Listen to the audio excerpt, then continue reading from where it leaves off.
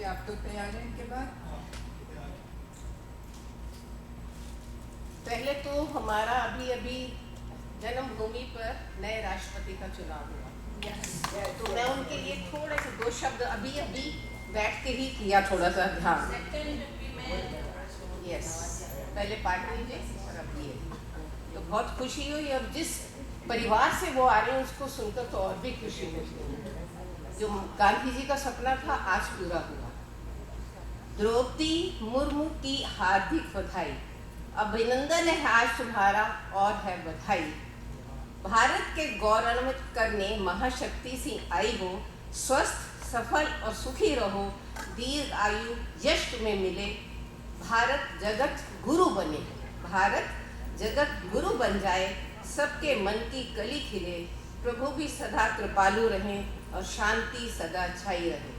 देश में द्रौपदी जी का सदा ही यश और जयगान होता रहे। धन्यवाद। अब मेरी आज की रचना, जैसे हमारे कुरियोकी में बोलते हैं कि आज मैं जो गाना सुना रही हूँ वो 1960 का है, 95 का है, ये है।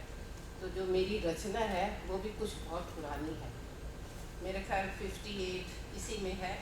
क्योंकि हम अपने नानी दादी को देखा था कि उन्होंने कैसे गृहस्थी अपनी शुरू की, तो इसी के बारे में थोड़ा सा है। तो इस रचना में जो लिखने का कोशिश की है वो ये है कि मैंने गृहस्थी शुरू की थी डालडा के डिब्बे से। उस ज़माने में डालडा आता था। मैंने गृहस्थी शुरू की थी डालडा के डिब्बे से, हर दिवाली पे उन्हें नया रंग दे देती थी, हर दिवाली पर उन्हें नया रंग देती थी। मेरी दिवाली रंगीन हो जाती थी, मेरी रसोई नवीन बन जाती थी। पुराने कपड़े देकर अल्मुनियम के डिब्बों का खरीदना शुरू किया।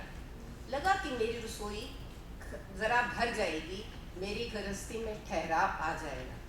राखी भैया दूज के पैसे जोड़कर फिर स्टेनलेस स्टील की खरीद शुरू की। कुछ चीज़ें उपहार में भी मिलती रहीं। मेरी रसोई जगमग कर कर उठी और मैं देख देख कर उसको आनंद से विभोर हो गई। क्योंकि ज़्यादा टाइम हमारा रसोई में ही जाता है तो हमें अच्छा लगता है नई नई चीज़ें, पर ज़माना धीरे धीरे बदलता रहा। फिर निज़ाम बदला, नई सरकार थी, मेरा भानुमति का कुनबा रास नहीं आया। आता भी कैसे, क्योंकि कोई एक साथ तो सब चीज़ें नहीं ली गई थी, वो अलग अलग से दिखाई देने लगी। सब चीज़ें जब समय आता तब सामान लिया जाता, समय समय पर संविदा अनुसार उसको जुटाया जाता। फिर परिवर्तन का दौर आ गया। डालडा के डिब्बे तो बहुत पहले गंगाबाई के घर पहुंच चुके थे, अब अल्मुनियम के डिब्बे भी चिला बदल हो गए। स्टेनलेस भी अज्ञातवास चला गया और अलमारी में अब क्या आ गया, प्लास्टिक। और अलमारी में प्लास्टिक के रंग बिरंगे डिब्बे ही आ गए। मन में कसक सी उठी, लाख समझाया कि भैया समय की मांग है, छोड़ो इन सब बातों को, उम्र का तगाजा है, विरक्त का हो जाओ। और मन फुटकता ही रहा। बेजान चीज़ें केवल सामान भर नहीं थी, बेजान चीज़ें केवल सामान भर नहीं थी, उनमें मेरी यादें जुड़ी हुई थी। सबकी अपनी कहानी थी, सबका अपना इतिहास था, वह मेरी गृहस्थी का दस्तावेज था। अब खारिज किया गया, मेरी यादों का एक आईना था जो अब चटक गया।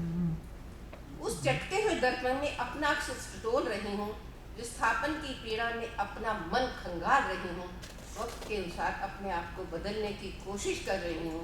मुझे लगता है सब बहनों की गृहस्थी की शुरुआत ऐसे ही हुई होगी।